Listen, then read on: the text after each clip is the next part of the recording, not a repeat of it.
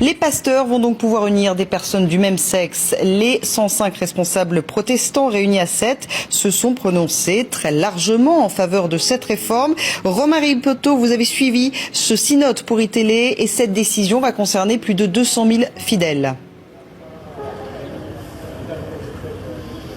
Exactement, près de 250 000 fidèles, puisque cette communauté protestante, l'Église protestante unie de France, est la plus importante de France au sein des protestants. Alors le vote a été massif, près de 94% des 105 délégués se sont prononcés en faveur d'une bénédiction des couples de même sexe. Alors cela met un terme à près de 18 mois de débats et de réflexion, puisque tous les protestants ont pu participer à ce débat au niveau des paroisses dans un premier temps, puis ensuite au niveau régional et enfin maintenant depuis 4 jours maintenant au niveau national. C'est donc l'autorisation de la bénédiction pour les couples homosexuels qui a été votée ce matin aux alentours de 11h. Alors je vous rappelle juste, c'est une possibilité aux pasteurs qui est faite, ce n'est pas une obligation. Chaque pasteur et chaque paroisse devront décider s'ils acceptent ou pas de bénir ces unions homosexuelles. En tout cas, je vous propose de terminer avec une phrase, celle de Laurent Schlumberger, qui est le président du Conseil national de l'Église protestante unie de France. Pour notre Église aujourd'hui, c'est une belle journée.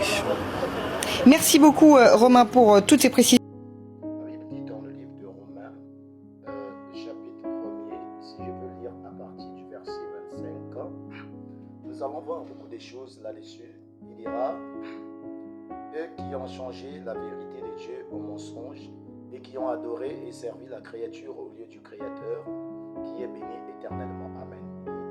Verset 26, c'est pourquoi Dieu les a livrés à des passions infâmes, car leurs femmes ont changé l'usage naturel en celui qui est contre nature. Et de même, les hommes, abandonnant l'usage naturel de la femme, se sont enflammés dans leurs désirs les uns pour les autres, commettant homme avec homme des choses infâmes, et recevant en eux-mêmes le salaire que méritait leur égarement. Donc vous voyez ceci, ce que vous êtes en train de voir, ça ne doit pas vous étonner. C'est pour certaines personnes, c'est la modernisation, le développement, le changement, les choses qui changent, qui se développent. Pour nous, nous ne sommes pas surpris à cela parce que ce sont des vérités ou encore l'accomplissement de certaines choses que Dieu avait déjà annoncées depuis longtemps.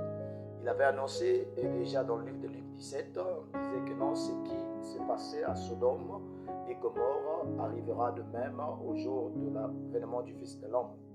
Or, vous voyez que non, dans la ville de Sodome comme Gomorrhe, les hommes ne voulaient plus de femmes et les femmes ne voulaient plus des hommes. Donc, les hommes avaient fait pour femmes les autres hommes et les femmes de même aussi, donc les gens du même sexe. Vous voyez que non, malgré tout ce que l'on essaie de faire, de dire ceci, cela, en réalité, naturellement parlant, on peut dire que non, il y a un dérangement mental d'abord parce que j'ai apprécié ce que le président des États-Unis a dit. Il ne pouvait pas accepter les transgenres et d'autres personnes pareilles dans l'armée des États-Unis parce que il dit que non, ça pourrait vraiment affecter leur jugement.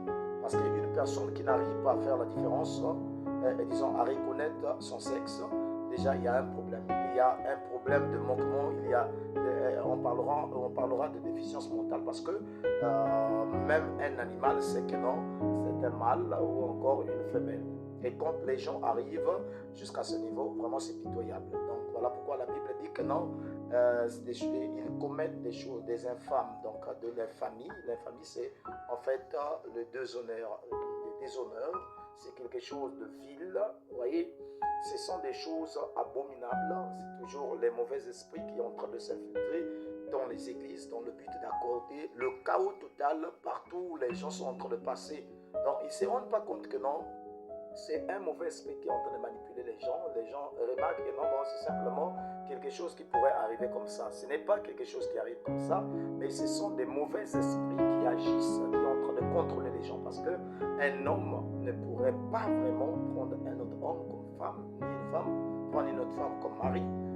Vous voyez, arrivé à ce niveau, il y a un problème. Donc le diable a tellement oint les gens jusqu'à ce qu'il s'est dévoilé, parce que la Bible dit que non, c'est dans le temps de la fin que le diable devait se dévoiler réellement. Et nous voyons que non, ils sont en train de se dévoiler et les gens sont là, civilisés, selon le monde, selon le siècle présent. La Bible dit que non, on ne devait pas vraiment s'identifier à ce siècle présent. Vous voyez, parce que tout ce qu'ils sont en train de faire aujourd'hui, ce sont des choses qu'un être humain qui a tous ses sens ne devait pas faire, ne devait même pas penser. Vous voyez, donc arriver jusqu'à ce niveau, vraiment c'est pitoyable. Quand les gens adoptent cela, ratifient cela, même dans les églises, cela vraiment est vraiment pitoyable. Que Dieu vienne en aide.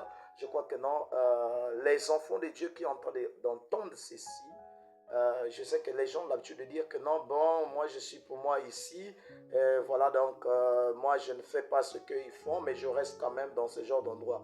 Non, si vous voyez un endroit, une maison qui est en train de brûler, et que vous dites que non, oui, c'est vrai que je vois la maison en train de se brûler, mais moi, je ne suis pas d'accord avec le fait que cette maison se brûle, donc non, vous allez toujours vous brûler. Donc c'est la même chose avec une personne qui reconnaît que non, ce qu'ils sont en train de faire est abominable et néanmoins ils sont en train de continuer à suivre ce genre de choses. Donc vraiment c'est pitoyable. Et s'il y a encore des enfants de Dieu, vous devez fuir à toute vitesse parce que c'est ce que nous voyons là, c'est le diable qui est en train de se manifester et des gens comme des choses comme ça, on arrive à appeler cela même l'église du Dieu vivant. Non, ce n'est pas l'église de Dieu. L'Esprit de Dieu ne peut pas habiter dans ces genres de saleté, d'impureté, et les gens se sentent à l'aise. S'ils sont enfants de Dieu, ils reconnaîtront que c'est mal de faire cela, ils reviendront dans le droit chemin. Que le Seigneur aide les gens, qu'il ramène les gens à la raison, qu'ils comprennent que non, nous sommes le peuple de Dieu, nous ne sommes pas censés vivre comme les gens de ce monde. Sortez de là, ce sont des signes. Vous voyez que non, ceux qui n'ont pas encore pris les décisions de s'engager à suivre la voie de Dieu, je crois que non, le temps est arrivé, le temps est venu pour tout un chacun de s'engager, de prendre la résolution, de sortir de ce genre disons, du paganisme, de la mondanité et de chercher la face de Dieu. Parce que le temps est très avancé.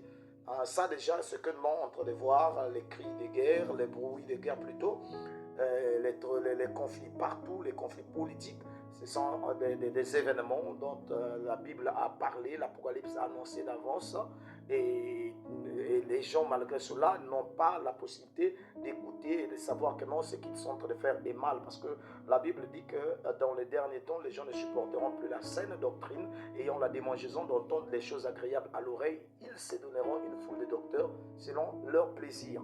Donc les gens ne supporteront plus, c'est une énergie d'égarement. La Bible dit en même temps, dans cette même écriture, toujours dans l'œuvre romain, comme s'ils ne se sont pas souciés de connaître Dieu, Dieu les a livrés à une énergie d'égarement afin qu'ils commettent des choses indignes.